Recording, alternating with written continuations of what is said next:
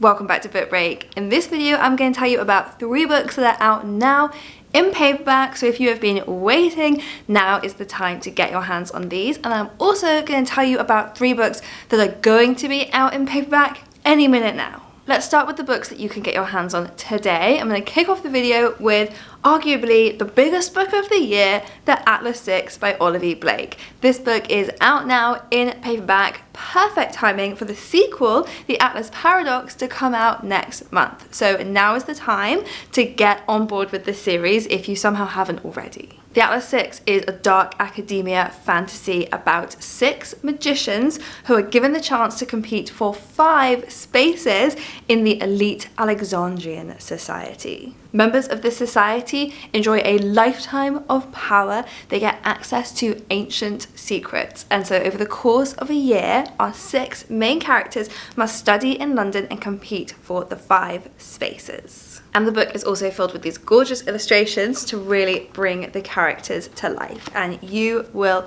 love/hate these characters as much as they love/hate each other. There is so much sexual tension here, it's just amazing. Next up, for a thriller, The Golden Couple by Greer Hendricks and Sarah Pekkanen is out now in paperback. So this writing duo have written some of the most page-turning and twisty thrillers that I've ever read, and this one is no exception.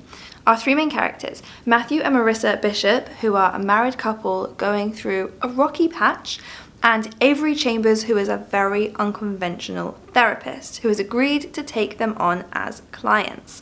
Avery Chambers does not play by the therapist rulebook. Her methods are so unconventional that she lost her license and continues to practice only with a very select few clients. Everyone in this book is hiding something, and it's up to you to see if you can figure it out before the reveals, and I can pretty much guarantee that you won't. And then for something incredibly tense, The Interview by C.M. Ewan, which is also out now in paperback.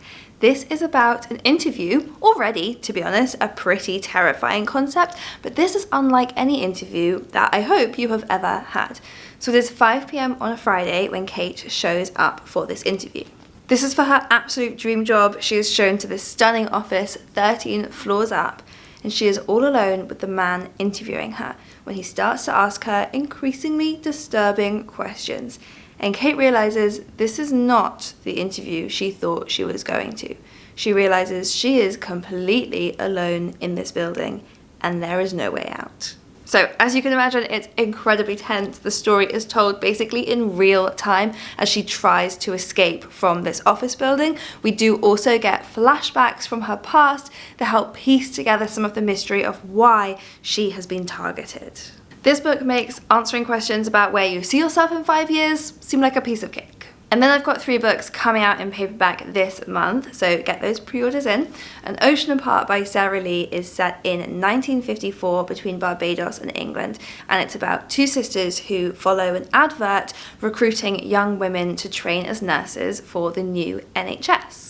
The book is inspired by real-life stories from the Windrush generation, including the author's own mother, who did travel to Britain from the Caribbean to train as a nurse. The Christie Affair by Nina de Gramont is a must-read for Agatha Christie fans because this is at once an imagined retelling of what might have happened in Agatha Christie's own life and also an Agatha Christie-esque murder mystery.